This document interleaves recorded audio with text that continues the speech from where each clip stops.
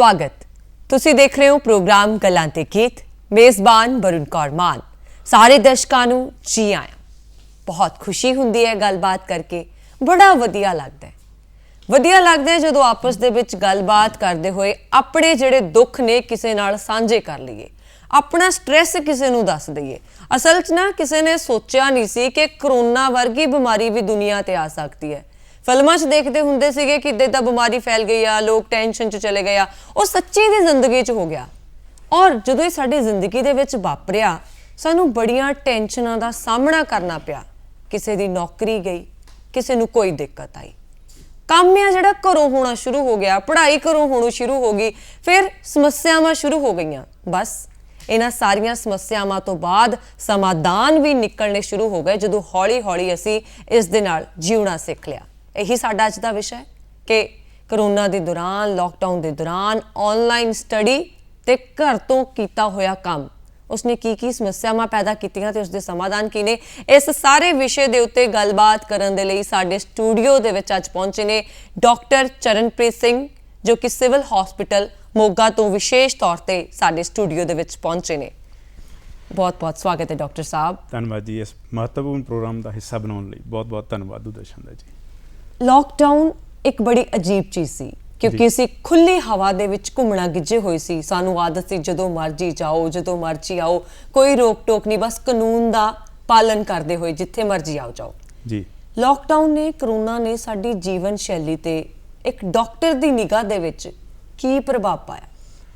देखो जी, अगर प्रभाव की गल करिए तो इसका बहुत डूंगा प्रभाव है और बहुत ही ज़्यादा विस्तारपूर्वक प्रभाव है अपनी जीवन शैली ते।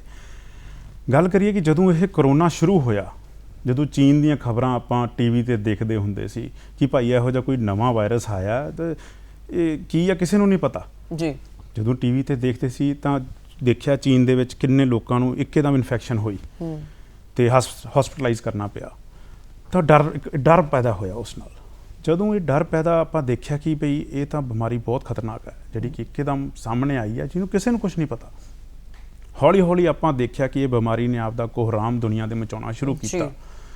किन्ने लोकां दी हैल्थ खराब हुई, किन्नियां हॉस्पिटलाइजेशनस होईयां ते किन्ने लोकां नूं आपदी जान तो हत्थ धोना पिया। इस चीज़ ने डर दे नाल नाल चिंता दा माहौल कायम किया कि भाई हुण की होऊगा जी, की करिए, इस तो बचन लई की करिए। फिर संयुक्त राष्ट्र जिहड़ा हैगा उन्हां ने गाइडलाइनस इशू कीतियां ते जिवें ही यह बीमारी सारे देशों फैली तो उन्होंने स्ट्रिक्ट लॉकडाउन कंट्रीज लाने शुरू करते। इस तरह ही अपने भारत च लग्या पूर्ण तालाबंदी।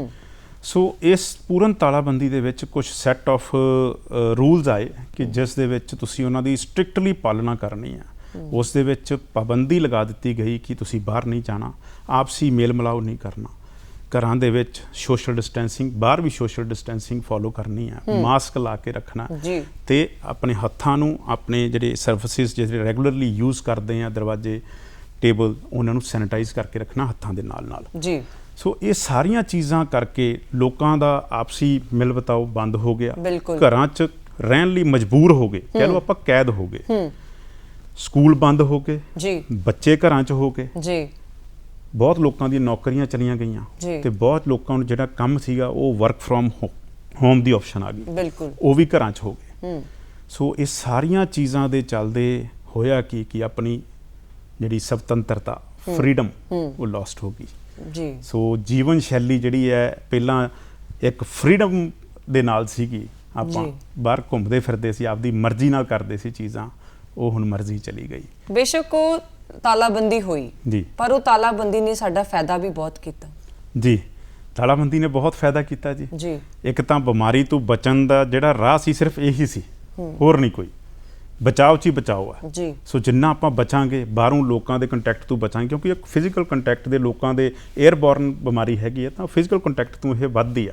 सो जिन्ना आपां एक दूजे तो दूर रवांगे उन्ना उहदे च बचाओ अपना ते दूजे का भी बचाओ है। दूसरी चीज़ है कि हुण घरां च रहन लग के, पहलां तां जिहड़ी लेडीज़ हैगियां वो घरां च ही काम करदियां ज़्यादा, या आपदे काम ते चली गईयां, बंदे आपदे काम ते चले गए, बच्चे स्कूल चले गए, बहुत थोड़ा शाम नूं समा मिलदा सी इकट्ठे रहन दा, तो घरां च रहन नाल आपां सारे जाने इकट्ठा रहना शुरू हो गए। उहदे नाल एक बॉन्डिंग आपस ही वधी ਜ਼ਰੂਰ ਵਧੀ। ਬੱਚੇ ਜਿਹੜੇ ਆ ਉਹ ਪੇਰੈਂਟਸ ਦੇ ਨਾਲ ਉਹਨਾਂ ਦਾ ਜਿਹੜਾ ਟਿਪੀਕਲ ਲਵ ਬੌਂਡ ਹੁੰਦਾ ਉਹ ਵੀ ਵਧਿਆ ਜੀ, ਠੀਕ ਹੈ। ਸੋ ਇਹਦਾ ਫਾਇਦਾ ਆਪਾਂ ਨੂੰ ਬਹੁਤ ਹੋਇਆ, ਲੇਕਿਨ ਫਾਇਦੇ ਦੇ ਨਾਲ ਨਾਲ ਹੋਰ ਬਹੁਤ ਸਾਰੀਆਂ ਚੀਜ਼ਾਂ ਨੇ। ਇਹਦਾ ਇੰਪੈਕਟ ਜਿਹੜਾ ਹੈਗਾ ਇੱਕ ਸਟ੍ਰੈਸ ਦੇ ਰੂਪ ਚ ਉੱਭਰਿਆ। ਜੀ ਡਾਕਟਰ ਚਰਨਪ੍ਰੀਤ ਸਿੰਘ ਜੀ, ਤੁਸੀਂ ਮਨੋਰੋਗ ਮਾਹਿਰ ਹੋ, ਤੁਹਾਡੇ ਕੋਲ ਬੜੇ ਕੇਸ ਆਉਂਦੇ ਹੋਣੇ ਆ ਕਿ ਆਨਲਾਈਨ ਸਟੱਡੀ ਤਾਂ ਸ਼ੁਰੂ ਹੋਈ ਜੀ, ਜੋ ਇੱਕ ਪਾਸੇ ਫਾਇਦਾ ਵੀ ਸੀ, ਜੇ ਬਾਹਰ ਨਹੀਂ ਜਾ ਸਕਦੇ ਤਾਂ ਘਰੋਂ ਪੜ੍ਹਾਈ ਹੋ ਰਹੀ ਹੈ, ਇਸ ਤੋਂ ਵੱਡੀ ਕਿਹੜੀ ਚੀਜ਼ ਆ ਜੀ। ਪਰ ਬੱਚਿਆਂ ਦੇ ਮੈਂਟਲ ਹੈਲਥ ਦੇ ਉੱਤੇ ਕੀ ਅਸਰ ਪਾਤਾ ਆਨਲਾਈਨ ਸਟੱਡੀ ਨੇ? ਮੈਡਮ ਦੇਖੋ, ਜਿਹੜੀ ਇਹ ਕਰੋਨਾ ਬਿਮਾਰੀ ਹੈ ਇਹਦੇ ਵਾਸਤੇ ਕੋਈ ਵੀ ਤਿਆਰ ਨਹੀਂ ਸੀਗਾ।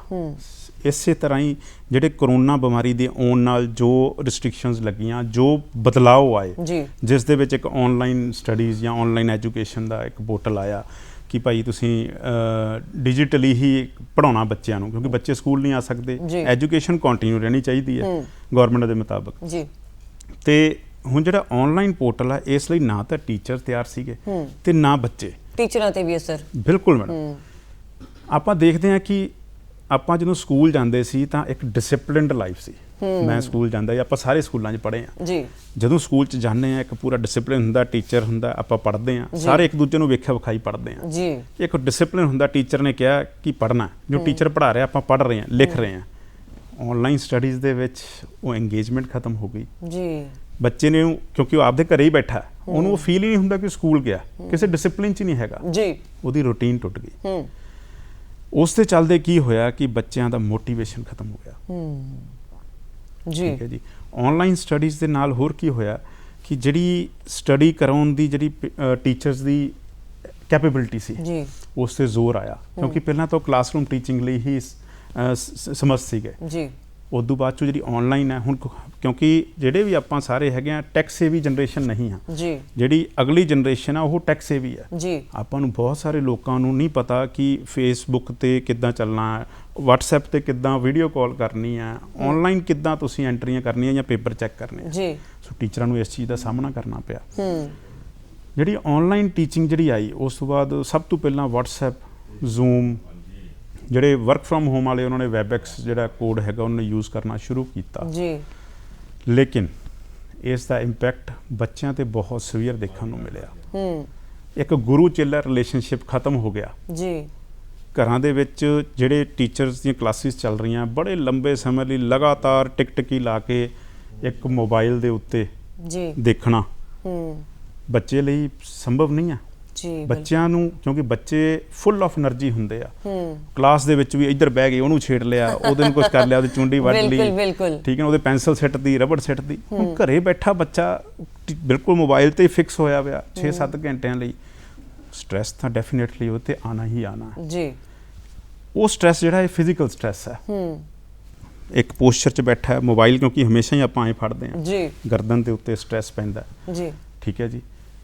ਦੂਜੀ ਚੀਜ਼ ਨਾਲ ਕੀ ਹੈ, ਇੱਕ ਜਗ੍ਹਾ ਟਿਕ ਕੇ ਬਹਿਣ ਨਾਲ ਆਪਸ 'ਚ ਇਹ ਆਪਦੇ ਆਪ 'ਚ ਇਹ ਸਟ੍ਰੈਸ ਹੈਗਾ, ਮਤਲਬ ਮੈਂਟਲ ਦੇ ਨਾਲ ਨਾਲ ਫਿਜ਼ੀਕਲ ਵੀ ਸਟ੍ਰੈਸ ਜਿਹੜਾ ਆ ਜਾਂ ਹੈਲਥ ਜਿਹੜੀ ਆ ਇਸ਼ੂ ਸ਼ੁਰੂ ਹੋ ਗਏ ਜੀ। ਬੜੇ ਮਾਂ-ਬਾਪ ਦੇਖਿਆ ਕਹਿ ਦਿੰਦੇ ਆ ਇਹਨਾਂ ਦੇ ਤਾਂ ਸਕੂਲ ਲੱਗਦੇ ਸੀ ਤਾਂ ਅਸੀਂ ਚੰਗੇ ਸੀ, ਇਹ ਤਾਂ ਜਦੋਂ ਦੇ ਘਰ ਬੈਠੇ ਆ ਸਾਡਾ ਵੀ ਨਾਲ ਬੁਰਾ ਹਾਲ ਕੀਤਾ, ਪੜ੍ਹਦੇ ਤਾਂ ਇਹ ਕੀ ਆ ਸਾਨੂੰ ਨਾਲ ਪੜ੍ਹਨਾ ਪੈ ਰਿਹਾ। ਕਈ ਸਕੂਲ ਕਹਿ ਦਿੰਦੇ ਘਰੇ ਯੂਨੀਫਾਰਮ ਪਾ ਕੇ ਬੈਠੋ, ਜਾਣਾ ਕਿਤੇ ਨਹੀਂ, ਘਰੇ ਉਹਨਾਂ ਨੂੰ ਤਿਆਰ ਕਰਕੇ ਬਿਠਾਇਆ ਹੁੰਦਾ। ਫਿਰ ਸਾਰੀ ਦਿਹਾੜੀ, ਕਿਉਂਕਿ ਛੋਟੇ-ਛੋਟੇ ਬੱਚਿਆਂ ਨੂੰ ਤਾਂ ਆਪਾਂ ਮੋਬਾਈਲ ਨਹੀਂ ਲੈ ਕੇ ਦੇ ਸਕਦੇ ਤੇ ਮਾਂ-ਬਾਪ ਨੇ ਆਪਣਾ ਕੰਮ ਵੀ ਕਰਨਾ ਮੋਬਾਈਲ ਤੇ ਲੈਪਟਾਪ ਦੇ ਉੱਤੇ। ਪੇਰੈਂਟਸ ਦੇ ਉੱਤੇ ਕਿੰਨਾ ਸਟ੍ਰੈਸ ਆਇਆ ਇਸ ਚੀਜ਼ ਦਾ, ਕਿੰਨੇ ਤਣਾਅ ਚ ਆਏ? ਮੈਡਮ ਪੇਰੈਂਟਸ ਦੇ ਉੱਤੇ ਸਟ੍ਰੈਸ ਆਉਣਾ ਸੁਭਾਵਿਕ ਸੀਗਾ, ਬਹੁਤ ਜ਼ਿਆਦਾ ਸਟ੍ਰੈਸ ਆਇਆ, ਕਿਉਂਕਿ ਪੇਰੈਂਟਸ ਪਹਿਲਾਂ ਹੀ ਆਪਦੀ ਇੱਕ ਪ੍ਰੋਫੈਸ਼ਨਲ ਲਾਈਫ 'ਚ ਬਿਜ਼ੀ ਸੀ, ਘਰੇ ਆ ਕੇ ਬਹੁਤ ਥੋੜਾ ਟਾਈਮ ਸੀ ਜਿਹੜਾ ਬੱਚਿਆਂ ਨਾਲ ਸਪੈਂਡ ਕਰਦੇ, ਫੈਮਲੀ ਨਾਲ ਸਪੈਂਡ ਕਰਦੇ ਸੀਗੇ। ਹੁਣ ਪ੍ਰੋਫੈਸ਼ਨਲ ਲਾਈਫ ਵੀ ਘਰੇ ਹੀ ਹੋ ਗਈ, ਬੱਚੇ ਵੀ ਘਰੇ ਹੀ ਹੋ ਗਏ। ਬੱਚੇ ਹੁਣ ਆਮ ਤੌਰ ਤੇ ਪੇਰੈਂਟਸ ਜਿਹੜੇ ਸੀਗੇ ਉਹ ਆਪਦੀ ਰਿਸਪੌਂਸਿਬਿਲਿਟੀ ਨਹੀਂ ਸਮਝਦੇ ਸੀ ਕਿ ਬੱਚਿਆਂ ਨੂੰ ਪੜ੍ਹਾਉਣਾ, ਉਹ ਸਕੂਲ ਭੇਜਦੇ ਸੀ। ਟੀਚਰ ਦੀ ਰਿਸਪੌਂਸਿਬਿਲਿਟੀ ਹੁੰਦੀ ਸੀ ਕਿ ਬੱਚਿਆਂ 'ਚ ਐਜੂਕੇਸ਼ਨ ਇੰਪਾਰਟ ਕੀਤੀ ਜਾਵੇ। ਹੁਣ ਉਹ ਕਨਸੈਪਟ ਉੱਥੇ ਲਾਗੂ ਨਹੀਂ ਹੋ ਰਿਹਾ, ਤਾਂ ਹੁਣ ਪੇਰੈਂਟਸ ਨੂੰ ਐਡੀਸ਼ਨਲ ਬਰਡਨ ਲੈਣਾ ਪਿਆ ਆਪਦੇ ਬੱਚਿਆਂ ਨੂੰ ਪੜ੍ਹਾਉਣ ਦਾ, ਟੀਵੀ ਜਾਂ ਮੋਬਾਈਲ ਅੱਗੇ ਬਿਠਾਉਣ ਦਾ ਕਿ ਭਾਈ ਤੂੰ ਬੈਠ ਕੇ ਪੜ੍ਹ। ਹੁਣ ਬੱਚੇ, ਜਿਵੇਂ ਪਹਿਲਾਂ ਗੱਲ ਕੀਤੀ ਕਿ ਫੁੱਲ ਆਫ એનર્ਜੀ ਆ, ਹੁਣ ਉਹਨੇ ਤਾਂ ਉਛਲ ਕੂਦ ਕਰਨੀ ਹੈ ਤੇ ਆਮ ਤੌਰ ਦੇ ਉੱਤੇ ਆਪਣੇ ਜਿਹੜੀ ਜਿਹਨੂੰ ਆਪਾਂ ਕਹਿੰਦੇ ਹੁੰਦੇ ਪੇਸ਼ੈਂਸ, ਘਰਾਂ 'ਚ ਆਪਣੇ ਪੇਰੈਂਟਸ ਦੀ ਉਹ ਘੱਟ ਹੁੰਦੀ ਆ ਬੱਚਿਆਂ ਨੂੰ ਲੈ ਕੇ। ਸੋ ਉਸ ਦੇ ਵਿੱਚ ਫਿਰ ਬੱਚਿਆਂ ਦੇ ਕਈ ਵਾਰੀ ਕੁੱਟਮਾਰ ਵੀ ਹੋ ਜਾਂਦੀ ਹੈ, ਸਖਤੀ ਵੀ ਹੋ ਜਾਂਦੀ ਹੈ ਜੀ। ਤੇ ਬੱਚਾ ਪੇਰੈਂਟਸ ਨੂੰ ਉਹਨਾਂ ਸੀਰੀਅਸ ਨਹੀਂ ਲੈਂਦਾ ਵਿਦ ਟਾਈਮ। ਜੋ ਟੀਚਰ ਨੂੰ ਬੱਚਾ ਲੈਂਦਾ ਹੈ ਉਹ ਪੇਰੈਂਟਸ ਨੂੰ ਓਨੀ ਸੀਰੀਅਸਲੀ ਨਹੀਂ ਲੈਂਦਾ, ਜਿਸ ਕਰਕੇ ਉਹਦਾ ਇੰਟਰਸਟ ਜਿਹੜਾ ਸਟੱਡੀ ਦੇ ਵਿੱਚ ਉਹ ਲੋਸਟ ਹੋ ਰਿਹਾ। ਠੀਕ ਹੈ, ਜਦੋਂ ਬੱਚੇ ਦੀ ਆਪਾਂ ਗੱਲ ਕਰਦੇ ਹਾਂ ਤੇ ਬੱਚੇ ਜਿਹੜੇ ਆ ਉਹ ਦੱਸ ਨਹੀਂ ਸਕਦੇ ਕਿ ਆਨਲਾਈਨ ਪੜ੍ਹਾਈ ਕਰਕੇ ਮੈਨੂੰ ਸਟ੍ਰੈਸ ਹੋਣਾ ਸ਼ੁਰੂ ਹੋ ਗਿਆ, ਜਦ ਕਿ ਜਿਹੜੇ ਵੱਡੇ ਆ ਉਹਨਾਂ ਨੂੰ ਸਮਝ ਆਉਣ ਲੱਗ ਜਾਂਦੀ ਹੈ ਕਿ ਮੈਂ ਜ਼ਿਆਦਾ ਦੇਰ ਲੈਪਟਾਪ ਤੇ ਬੈਠਿਆ ਹਾਂ ਜਾਂ ਬੈਠੀ ਹਾਂ ਤੇ ਉਹਦੇ ਨਾਲ ਮੈਨੂੰ ਥੋੜਾ ਇਦਾਂ ਲੱਗਦਾ ਕਿ ਮੈਨੂੰ ਐਂਗਜ਼ਾਇਟੀ ਜਿਹੀ ਹੋ ਰਹੀ ਆ, ਹਨਾ, ਤੇ ਹੌਲ ਪੈ ਜਾਣੇ, ਘਬਰਾ ਪੈਣ ਲੱਗ ਜਾਣਾ। ਬੱਚਿਆਂ ਦਾ ਕਿਵੇਂ ਆਪਾਂ ਪਤਾ ਲਗਾਈਏ ਕਿ ਉਹ ਇਸ ਚੀਜ਼ ਤੋਂ ਗੁਜ਼ਰ ਰਹੇ ਨੇ? ਦੇਖੋ ਮੈਡਮ, ਬੱਚੇ ਜਿਹੜੇ ਹੈਗੇ ਆ ਉਹ ਆਪਾਂ ਅਗਰ ਡਿਵਾਈਡ ਕਰਦੇ ਹਾਂ ਆਪਾਂ ਪਹਿਲਾਂ ਵੀ, ਇੱਕ ਛੋਟੇ ਬੱਚੇ ਜਿਹੜੇ 8 ਸਾਲ ਤੋਂ ਥੱਲੇ ਆ, ਇੱਕ ਜਿਹੜੇ 8 ਸਾਲ ਤੋਂ ਉੱਤੇ ਵੱਡੇ ਬੱਚੇ ਤੇ ਕਿਸ਼ੋਰ ਅਵਸਥਾ ਵਾਲੇ ਬੱਚੇ। ਜਿਹੜੇ ਛੋਟੇ ਬੱਚੇ ਆ ਉਹ ਕਦੇ ਵੀ ਆਪਦੇ ਮਨ ਦੀ ਭਾਵਨਾਵਾਂ ਨੂੰ ਵਿਅਕਤ ਨਹੀਂ ਕਰ ਪਾਉਂਦੇ ਜੀ, ਠੀਕ ਹੈ ਜੀ। ਉਹਨਾਂ ਦੇ ਬਿਹੇਵੀਅਰ ਜਿਹੜੀ ਅਸੀਂ ਓਪੀਡੀ 'ਚ ਹੁਣ ਚੇਂਜ ਦੇਖ ਰਹੇ ਹਾਂ, ਮੇਰੇ ਕੋਲ ਬਹੁਤ ਸਾਰੇ ਪੇਰੈਂਟਸ ਹੈਗੇ ਜਿਹੜੇ ਬੱਚਿਆਂ ਨੂੰ ਲੈ ਕੇ ਆਉਂਦੇ, ਡਾਕਟਰ ਸਾਹਿਬ ਦੇਖੋ ਵੀ ਇਹਦੇ 'ਚ ਬਹੁਤ ਬਦਲਾਅ ਆਇਆ ਪਿਆ। ਪਹਿਲਾਂ ਤਾਂ ਇਹ ਬਹੁਤ ਚੁਲਬੁਲਾ ਸੀ, ਬਹੁਤ ਹੱਸਦਾ ਖੇਡਦਾ ਸੀ, ਬੜਾ ਲਾਡ ਲਡਾਉਂਦਾ ਸੀ। ਮਤਲਬ ਇੱਕ ਡਾਕਟਰ ਹੋਣ ਦੇ ਨਾਤੇ ਤੁਸੀਂ ਬਦਲਾਅ ਦੇਖ ਰਹੇ ਹੋ, ਬਹੁਤ ਜ਼ਿਆਦਾ ਬਦਲਾਅ ਦੇਖਣ ਨੂੰ ਮਿਲ ਰਿਹਾ ਜੀ। ਕਿਉਂਕਿ ਓਪੀਡੀਜ਼ ਦੇ ਵਿੱਚ ਜਿਹੜੇ ਕੇਸਿਸ ਸਾਡੇ ਕੋਲ ਆਏ ਸੀ, ਸੋਚਿਆ ਨਹੀਂ ਸੀ ਕਿ ਇਹ ਇੰਪੈਕਟ ਵੀ ਸਾਨੂੰ ਦੇਖਣ ਨੂੰ ਮਿਲੂਗਾ ਇਸ ਬਿਮਾਰੀ ਦਾ। ਸੋ ਬੱਚਿਆਂ ਦੇ ਵਿੱਚ ਲੈਕ ਆਫ ਮੋਟੀਵੇਸ਼ਨ ਕਰਕੇ, ਘਰੇ ਰਹਿਣ ਕਰਕੇ, ਚੜਚੜਾਪਣ ਆਉਣ ਕਰਕੇ ਸਟ੍ਰੈਸ ਵਧਿਆ। ਅੱਛਾ ਜੀ। ਹੁਣ ਉਹ ਸਟ੍ਰੈਸ ਦੇ ਨਾਲ ਇੱਕ ਵਿਸ਼ੀਅਸ ਸਰਕਲ ਸਟਾਰਟ ਹੋ ਗਿਆ ਕਿ ਉਹ ਕੰਮ ਨਹੀਂ, ਜਿਹੜਾ ਬੱਚਿਆਂ ਦਾ ਹੁਣ ਆਦਤ ਹੈ ਕਿ ਭਾਈ ਮੈਂ ਬਾਹਰ ਖੇਡਾਂ, ਦੂਜੇ ਬੱਚਿਆਂ ਨਾਲ ਖੇਡਾਂ, ਲੇਕਿਨ ਹੁਣ ਉਹ ਨਹੀਂ ਕਰ ਪਾ ਰਹੇ। ਘਰਾਂ 'ਚ ਕੈਦ ਹੈ, ਮਜਬੂਰ ਨੇ ਕਿ ਆਪਦੇ ਟੇਬਲ ਤੇ ਆਪਦੇ ਰੂਮ 'ਚ ਹੀ ਰਹਿਣਾ, ਕਿਸੇ ਚੀਜ਼ ਨੂੰ ਟੱਚ ਨਹੀਂ ਕਰਨੀ, ਹਨਾ, ਕੋਈ ਬਾਹਰ ਦੀ ਚੀਜ਼ ਨਹੀਂ ਖਾਣੀ, ਕਿਤੇ ਬਾਹਰ ਘੁੰਮਣ ਨਹੀਂ ਜਾ ਸਕਦੇ ਜੀ।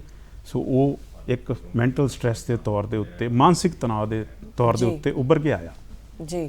ਜਦੋਂ ਅਸੀਂ ਗੱਲ ਕਰਦੇ ਹਾਂ ਫਿਰ ਤਣਾਅ ਦੇ ਤੌਰ ਤੇ ਉਹ ਉੱਭਰ ਕੇ ਆ ਗਿਆ, ਹਨਾ, ਤੇ ਬੱਚਿਆਂ ਦੇ ਉੱਤੇ ਅਸਰ ਸ਼ੁਰੂ ਹੋ ਗਿਆ, ਪੇਰੈਂਟਸ ਦੇ ਉੱਤੇ ਵੀ ਹੋਇਆ, ਘਰੇਲੂ ਗ੍ਰਹਿਣੀਆਂ ਤੇ, ਕਿਉਂਕਿ ਜਿਹੜੀਆਂ ਆਪਾਂ ਕੰਮਕਾਜੀ ਔਰਤਾਂ ਨੇ ਉਹ ਤਾਂ ਬਾਹਰ ਜਾਂਦੀਆਂ ਸੀ, ਹੁਣ ਘਰੇ ਬੈਠ ਕੇ ਵਰਕ ਫਰੋਮ ਹੋਮ ਕਰ ਰਹੀਆਂ ਨੇ ਜੀ। ਘਰੇਲੂ ਗ੍ਰਹਿਣੀਆਂ ਨੇ ਦੁਪਹਿਰ ਨੂੰ ਆਪਣੇ ਕੋਈ ਸੀਰੀਅਲ ਵੀ ਦੇਖਣੇ ਹੁੰਦੇ ਸੀ, ਜਦੋਂ ਸਾਰੇ ਟੱਬਰ ਨੂੰ ਤੋੜ ਦੇਣਾ, ਤੇ ਉਸ ਤੋਂ ਬਾਅਦ ਫਿਰ ਉਹਨਾਂ ਨੇ ਆਪਣਾ ਵੀ ਥੋੜਾ ਇੰਜੋਏ ਕਰਨਾ, ਆਂਢ ਗੁਆਂਢ ਆਪਣੀਆਂ ਫਰੈਂਡਸ ਦੇ ਨਾਲ ਵੀ ਗੱਲਬਾਤ ਕਰਨੀ, ਉਹ ਵੀ ਖਤਮ ਹੋ ਗਿਆ ਜੀ। ਕਿੰਨਾ ਪ੍ਰਭਾਵਿਤ ਹੋਈਆਂ ਨੇ ਮੈਡਮ?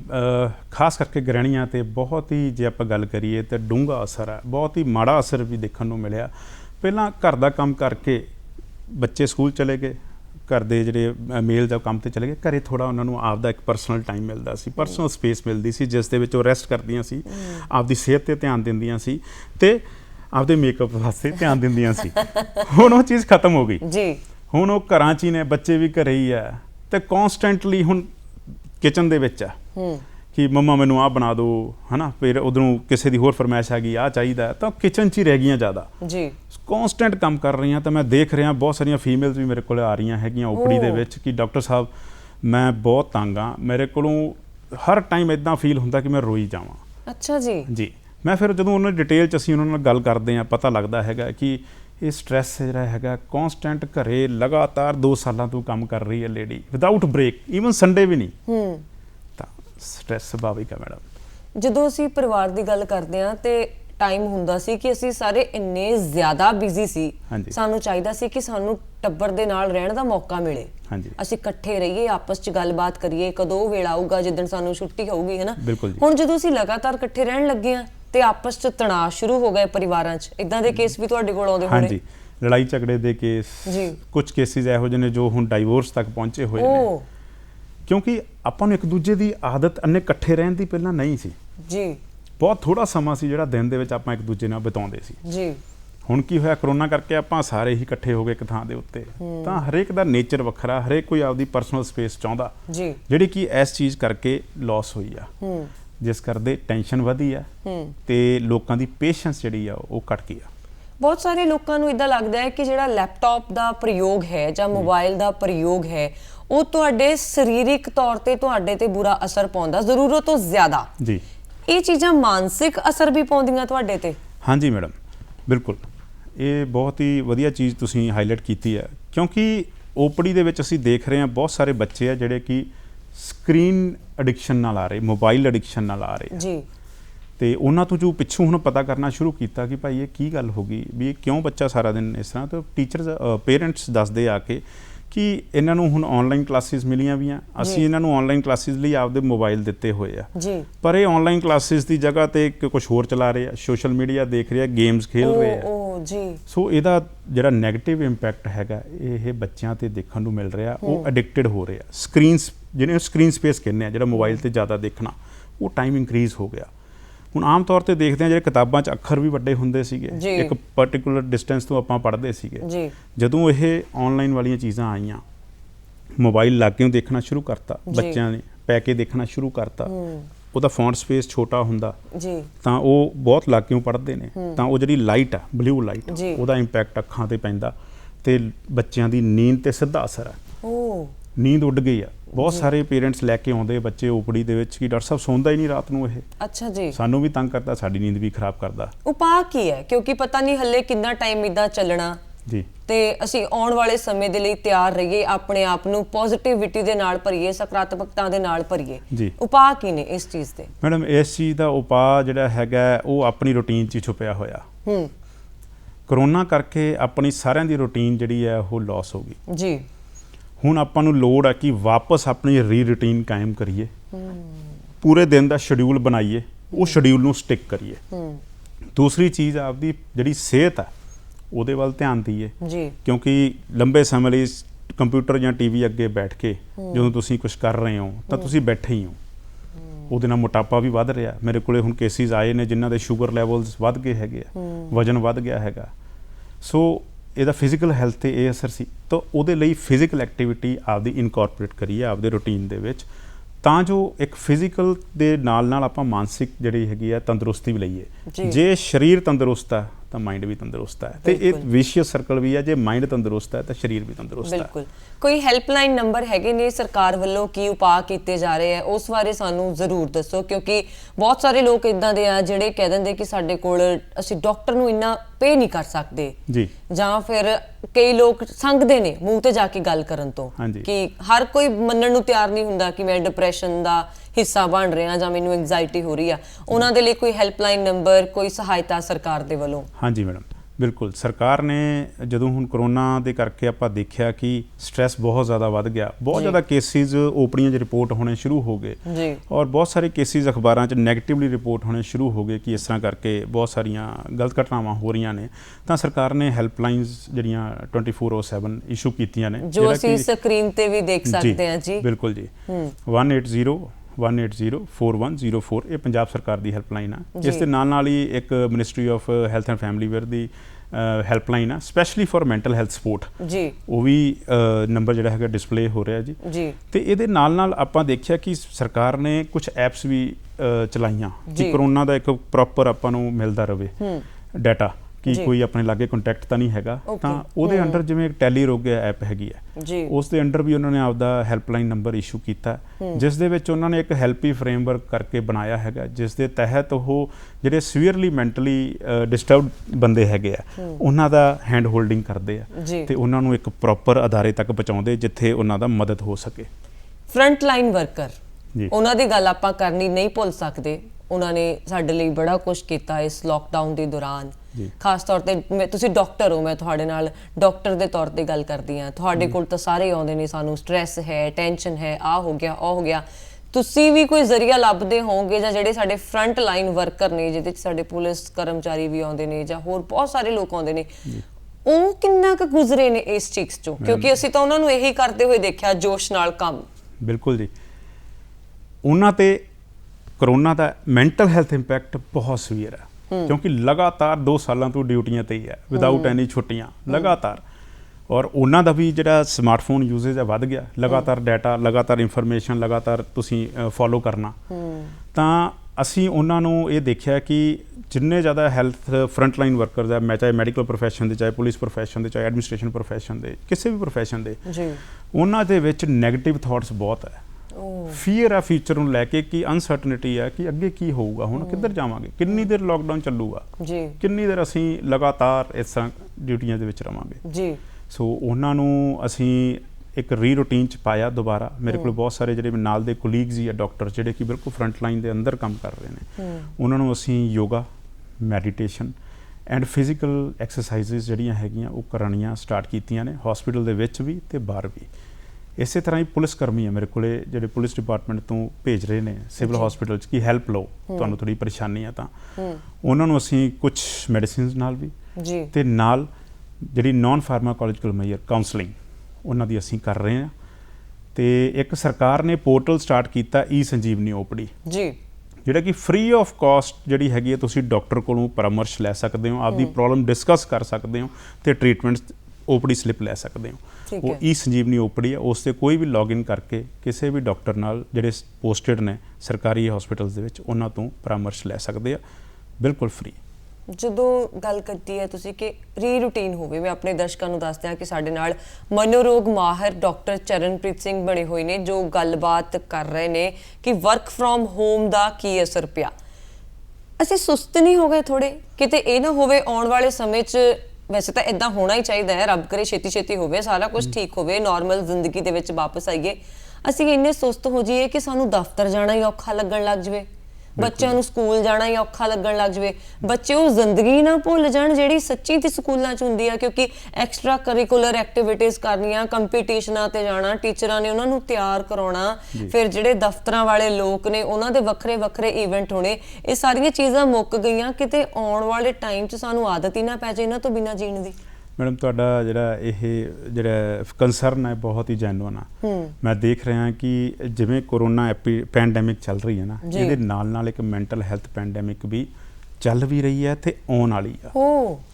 ਕਿਉਂਕਿ ਜਿੰਨਾ ਸਟ੍ਰੈਸ ਅੱਜ ਦੀ ਡੇਟ 'ਚ ਆਪਣੇ 'ਚ ਪੈਦਾ ਹੋ ਗਿਆ, ਹੁਣ ਅਗਰ ਮੈਂ ਸਿਰਫ ਕਰੋਨਾ ਬਿਹੇਵੀਅਰ ਦੀ ਗੱਲ ਕਰਾਂ, ਆਪਣੇ ਕਰੋਨਾ ਬਿਹੇਵੀਅਰ ਕੀ ਸੀਗੇ? ਜਦੋਂ ਆਪਾਂ ਘਰੋਂ ਬਾਹਰ ਜਾਂਦੇ ਆ ਜੀ ਕਿ ਆਪਾਂ ਕਿਸੇ ਚੀਜ਼ ਨੂੰ ਟੱਚ ਨਹੀਂ ਕਰਨਾ, ਆਪਾਂ ਡਰਦੇ ਰਹਿੰਦੇ ਕਿਤੇ ਮੈਂ ਆਪਦੇ ਕੱਪੜਿਆਂ ਨੂੰ ਟੱਚ ਤਾਂ ਨਹੀਂ ਕਰ ਲਿਆ, ਮੈਂ ਆਪਦੇ ਫੇਸ ਨੂੰ ਟੱਚ ਤਾਂ ਨਹੀਂ ਕਰ ਲਿਆ, ਦੂਜੇ ਨਾਲੋਂ ਮੈਂ ਇੱਕ ਪ੍ਰੋਪਰ ਡਿਸਟੈਂਸ ਤੇ ਹੈਗਾ, ਮੈਂ ਜਿਹੜੀ ਵੀ ਚੀਜ਼ ਲਈ ਕਿਤੇ ਇਹਦੇ ਤੇ ਤਾਂ ਨਹੀਂ ਕੁਛ ਹੈਗਾ ਸੀ ਮੈਂ ਟੱਚ ਕਰ ਲਿਆ। ਇੱਕ ਡਰ ਦਾ ਮਾਹੌਲ ਜਿਹੜਾ ਹੈਗਾ ਇਹ ਬਣ ਗਿਆ ਆਪਣੇ 'ਚ, ਜਿਸ ਦੇ ਚੱਲਦੇ ਆਪਣੇ ਸਾਰਿਆਂ ਨੂੰ ਟਰਾਮਾ ਹੋਇਆ। ਇੱਕ ਟਰਾਮਾ ਤੋਂ ਘੱਟ ਨਹੀਂ ਆ ਜਿਹੜਾ ਇਮੀਡੀਏਟ ਆਪਾਂ ਦੇਖਿਆ, ਬਿਲਕੁਲ ਹੀ ਹਰ ਚੀਜ਼ ਤੋਂ ਡਰ ਲੱਗਣਾ ਸ਼ੁਰੂ ਹੋ ਗਿਆ। ਆਪਣੇ এনवायरमेंट ਦੇ ਵਿੱਚ ਹੀ ਆਪਾਂ ਨੂੰ ਸ਼ੱਕੀ ਨਿਗਾਹ ਨਾਲ ਦੇਖਦੇ ਆ ਕਿਤੇ ਕਿ ਕੁਛ ਹੈ ਤਾਂ ਨਹੀਂ। ਸੋ ਇਹ ਜਿਹੜਾ ਟਰਾਮਾ ਹੁਣ ਤਾਂ ਚੱਲ ਰਹੇ ਆ, ਲੇਕਿਨ ਇਹਦਾ ਇੰਪੈਕਟ ਆਉਣ ਵਾਲੇ ਟਾਈਮ ਦੇ ਵਿੱਚ ਜਿਹੜੀ ਇੱਕ ਮਾਨਸਿਕ ਆਪਾਂ ਆਪ ਦਾ ਕਹਿੰਦੇ ਹੈਗੇ ਆ ਜਿਹਨੂੰ ਪੋਸਟ ਟਰਾਮੈਟਿਕ ਸਟ੍ਰੈਸ ਡਿਸਆਰਡਰ ਹੈ, ਉਹਦੀ ਇਹ ਵੀ ਆਪਾਂ ਕਹਿ ਸਕਦੇ ਹਾਂ ਕਿ ਇਹ ਬੀ ਬੋਏ ਜਾ ਰਹੇ ਆ। ਆਉਣ ਵਾਲੇ ਸਮੇਂ 'ਚ ਜ਼ਿਆਦਾ ਖਤਰਨਾਕ ਰੂਪ ਤਾਂ ਨਹੀਂ ਲਊਗਾ? ਘਾਤਕ ਰੂਪ? ਮੈਡਮ ਦੇਖੋ, ਹਜੇ ਤਾਂ ਆਪਾਂ ਇੱਕ ਗੱਲ ਕੀਤੀ ਹੈ ਕਿ ਇਹ ਜਿਹੜਾ ਬਿਹੇਵੀਅਰ ਆ, ਹੁਣ ਜੇ ਆਪਾਂ ਘਰਾਂ 'ਚ ਹੀ ਗੱਲ ਕਰੀਏ, ਬਾਹਰੋਂ ਆਪਾਂ ਘਰੇ ਆਉਨੇ ਆ, ਆਪਾਂ ਇੱਕ ਰੂਟੀਨ ਫੋਲੋ ਕਰਦੇ ਆ ਕਿ ਵਾਰੀ ਮੈਂ ਹੱਥ ਸਾਫ਼ ਕਰਾਂ, ਆਪਦੇ ਕੱਪੜੇ ਜਿਹੜੇ ਉਹ ਬਾਹਰ ਹੀ ਲਾ ਕੇ ਤੇ ਮੈਂ ਜਿਹੜੇ ਘਰ ਵਾਲੇ ਕੱਪੜੇ ਉਹ ਪਾ ਕੇ ਘਰ 'ਚ ਐਂਟਰ ਹੋਵਾਂ। ਕਿਸੇ ਮਨ 'ਚ ਡਰ ਵੀ ਹੁੰਦਾ ਕਿ ਮੈਂ ਕਿਸੇ ਨੂੰ ਟੱਚ ਨਾ ਕਰਾਂ ਤੇ ਮੇਰੇ ਤੋਂ ਕਿਸੇ ਨੂੰ ਕੋਈ ਇਨਫੈਕਸ਼ਨ ਨਾ ਹੋ ਜਾਏ। ਇਹ ਰਿਚੁਅਲਸ ਆਪਾਂ ਪਾਉਣੇ ਸ਼ੁਰੂ ਕੀਤੇ ਹੋਏ ਆ। ਇਹ ਰਿਚੁਅਲਸ ਜੀ ਆਪਣੇ ਇੱਕ ਮਾਨਸਿਕ ਰੋਗ ਦਾ ਕੇ ਕਾਰਨ ਬਣ ਜਾ ਰਹੇ ਆ, ਕਿਉਂਕਿ ਆਪਾਂ ਵਾਰੀ ਆਪਣੇ ਮਨ 'ਚ ਡਰ ਆ, ਫੀਅਰ ਆ, ਆਪਾਂ ਉਹ ਚੀਜ਼ ਨੂੰ ਫਿਰ ਵਾਰੀ ਕਰਦੇ, ਵਾਰੀ ਹੱਥ ਧੋਣੇ, ਵਾਰੀ ਚੀਜ਼ਾਂ ਸਾਫ਼ ਕਰਦੇ ਆ, ਡੋਰ ਹੈਂਡਲ ਸਾਫ਼ ਕਰਦੇ ਆ, ਕੋਈ ਸਬਜ਼ੀ ਆ ਗਈ ਉਹਨੂੰ ਸਾਫ਼ ਕਰੋ, ਉਹਨੂੰ ਪਾਣੀ 'ਚ ਪਾ ਕੇ ਰੱਖੋ, ਹਨਾ। ਸੋ ਇਹ ਰਿਚੁਅਲਸ ਫੋਲੋ ਕਰਦੇ ਆ। ਹੁਣ ਜਦੋਂ ਆਪਣੇ ਦਿਮਾਗ ਦੇ ਵਿੱਚ ਰਿਪੀਟਿਡ ਥਾਟਸ ਹੋਣੇ ਸ਼ੁਰੂ ਹੋ ਗਏ ਡਰ ਦੇ ਲਈ, ਅਨਸਰਟਨਟੀ ਲਈ, ਕਿਤੇ ਮੇਰੇ ਤੋਂ ਕਿਤੇ ਚੀਜ਼ ਨੂੰ ਕੋਈ ਟੱਚ ਤਾਂ ਨਹੀਂ ਹੋ ਗਿਆ, ਅੱਗੇ ਚੱਲ ਕੇ ਇਹ ਇੱਕ ਮਾਨਸਿਕ ਰੋਗ ਹੈ ਜਿਹਨੂੰ ਆਪਾਂ ਕਹਿੰਦੇ ਆ ਕਿ OCD, ਆਬਸੈਸਿਵ ਕੰਪਲਸਿਵ ਡਿਸਆਰਡਰ, ਉਸ ਦੇ ਲਈ ਵੀ ਇਹ ਇੱਕ ਮੁੱਢ ਬਣਦਾ ਜੀ। ਇਦੋਂ ਗਾਂ ਚੱਲੀਏ ਕਿ ਘਰਾਂ 'ਚ ਬੰਦ ਆ ਆਪਾਂ, ਪਰ ਆਪਣਾ ਮਨ ਜਿਹੜਾ ਉਹ ਘਰਾਂ 'ਚ ਨਹੀਂ ਹੈਗਾ, ਕੌਨਸਟੈਂਟ ਵਰੀ ਆ ਹੁਣ ਕੀ ਬਣੂਗਾ, ਗਾਂ ਦੁਨੀਆ ਖੁੱਲੂ ਕਿ ਨਹੀਂ ਖੁੱਲੂ, ਲੋਕਡਾਊਨ ਖੁੱਲੂ ਕਿ ਨਹੀਂ ਖੁੱਲੂ, ਜਿਨ੍ਹਾਂ ਦੀ ਡੈਥ ਹੋ ਗਈ ਉਹ ਆਪਣੇ ਤੋਂ ਦੂਰ ਚਲੇ ਗਏ ਜੀ, ਹਨਾ, ਉਹ ਵੀ ਇੱਕ ਟਰਾਮਾ ਆਪਣੇ ਨਾਲ ਐਡ ਹੋ ਗਿਆ। ਸੋ ਜਿਹੜੀ ਕਿ ਅਨਸਰਟਨਟੀ ਬਣੀ ਵੀ ਆ, ਆਪਾਂ ਘਰੇ ਪ੍ਰੈਜ਼ੈਂਟ ਹੁੰਦਿਆਂ ਵੀ ਪ੍ਰੈਜ਼ੈਂਟ ਨਹੀਂ ਗੇ, ਇਹਨੂੰ ਇੱਕ ਮਾਨਸਿਕ ਪਰੇਸ਼ਾਨੀ ਕਹਿੰਦੇ ਆਪਾਂ ਜਾਂ ਮਾਨਸਿਕ ਸਟ੍ਰੈਸ ਕਹਿੰਦੇ ਆ ਕਿ ਜਨਰਲ ਐਂਜ਼ਾਈਟੀ ਡਿਸਆਰਡਰ ਜੀ, ਉਹਦਾ ਇੱਕ ਮੁੱਢ ਬਣ ਰਿਹਾ ਜੀ। ਫਿਰ ਘਰਾਂ 'ਚ ਸਾਰੇ ਬੰਦ ਆ, ਜਿਵੇਂ ਤੁਸੀਂ ਦੱਸਿਆ ਲੇਜ਼ੀਨੈਸ ਆ ਗਈ ਜੀ, ਬਿਲਕੁਲ ਠੀਕ ਹੈ ਨਾ। ਆਪਾਂ ਕਿਸੇ ਕੰਮ 'ਚ ਜਿੰਨਾਂ 'ਚ ਪਹਿਲਾਂ ਆਪਣਾ ਜੀ ਲੱਗਦਾ ਸੀ, ਹੁਣ ਮੇਰੇ ਕੋਲ ਬੱਚੇ ਆਉਂਦੇ ਆ ਲੈ ਕੇ ਕਿ ਡਾਕਟਰ ਸਾਹਿਬ ਇਹਦਾ ਪਹਿਲਾਂ ਬਾਹਰ ਖੇਡਣ ਨੂੰ ਬੜਾ ਜੀ ਕਰਦਾ, ਹੁਣ ਤਾਂ ਨਿਕਲਦਾ ਨਹੀਂ। ਅੱਛਾ ਜੀ, ਇਦਾਂ ਦੇ ਕੇਸ ਵੀ ਆਉਂਦੇ ਕਿ ਖੇਡਣ ਨਹੀਂ ਜਾਂਦਾ? ਬਿਲਕੁਲ। ਦੇਖੋ ਅੱਗੇ ਕਹਿਣਾ ਕਿ ਖੇਡਦਾ ਬਹੁਤ ਆ, ਹੁਣ ਕੀ ਜ਼ਮਾਨਾ ਆ ਗਿਆ, ਹਨਾ। ਲੇਕਿਨ ਹੁਣ ਜਿਹੜੀਆਂ ਚੀਜ਼ਾਂ 'ਚ ਪਹਿਲਾਂ ਜੀ ਲੱਗਦਾ ਸੀ, ਉਹਨਾਂ ਜੀ ਲੱਗਣੋਂ ਹਟ ਗਿਆ। ਜਦੋਂ ਉਹ ਜੀ ਲੱਗਣੋਂ ਹਟ ਗਿਆ ਤਾਂ ਮਨ 'ਚ ਵਿੱਚ ਉਦਾਸੀ ਵੱਧ ਗਈ, ਤਰ੍ਹਾਂ ਦੇ ਨੈਗੇਟਿਵ ਥਾਟਸ ਹੋਣੇ ਸ਼ੁਰੂ ਹੋ ਗਏ ਆਪਦੇ ਆਪ ਨੂੰ ਲੈ ਕੇ, ਆਪਦੀ ਗਾਂ ਜ਼ਿੰਦਗੀ ਨੂੰ ਲੈ ਕੇ। ਪਰ ਜ਼ਰੂਰਤ ਹੈ ਕਿ ਆਪਾਂ ਸਾਰਾ ਕੁਝ ਪੋਜ਼ਿਟਿਵ ਕਰੀਏ ਤੇ ਆਪਣੀ ਰੀ ਰੂਟੀਨ ਹੈ ਜਿਹੜੀ ਉਹਨੂੰ ਤਿਆਰ ਕਰੀਏ। ਇਸ ਦੇ ਲਈ ਬਹੁਤ ਜ਼ਰੂਰਤ ਹੈ ਤੇ ਜਿਸ ਹੱਦ ਤੱਕ ਹੋ ਸਕੇ ਮੈਂਟਲ ਹੈਲਥ ਪ੍ਰੋਫੈਸ਼ਨਲ ਜੋ ਕਿ ਸਾਈਕੈਟਰਿਸਟ ਨੇ ਜਾਂ ਕਾਉਂਸਲਰ ਨੇ ਜੋ ਹਸਪੀਟਲ 'ਚ ਪੋਸਟਡ ਨੇ ਉਹਨਾਂ ਦੀ ਮਦਦ ਲਓ, ਖੁੱਲ ਕੇ ਉਹਨਾਂ ਨਾਲ ਗੱਲ ਕਰੋ। ਬਿਲਕੁਲ ਸਹੀ ਗੱਲ ਕੀਤੀ ਹੈ ਤੁਸੀਂ, ਖੁੱਲ ਕੇ ਗੱਲ ਕਰੀਏ, ਪਰ ਆਪਾਂ ਹੋਰ ਗੱਲਾਂ ਨਹੀਂ ਕਰ ਸਕਦੇ, ਟਾਈਮ ਹੋ ਗਿਆ ਪ੍ਰੋਗਰਾਮ ਦਾ ਪੂਰਾ। ਡਾਕਟਰ ਚਰਨਪ੍ਰੀਤ ਸਿੰਘ ਜੀ ਤੁਸੀਂ ਪ੍ਰੋਗਰਾਮ 'ਚ ਆਏ, ਤੁਹਾਡਾ ਬਹੁਤ ਬਹੁਤ ਸ਼ੁਕਰੀਆ। ਪਿਆਰੇ ਦਰਸ਼ਕੋ ਤੁਹਾਡਾ ਵੀ ਬਹੁਤ ਬਹੁਤ ਸ਼ੁਕਰੀਆ।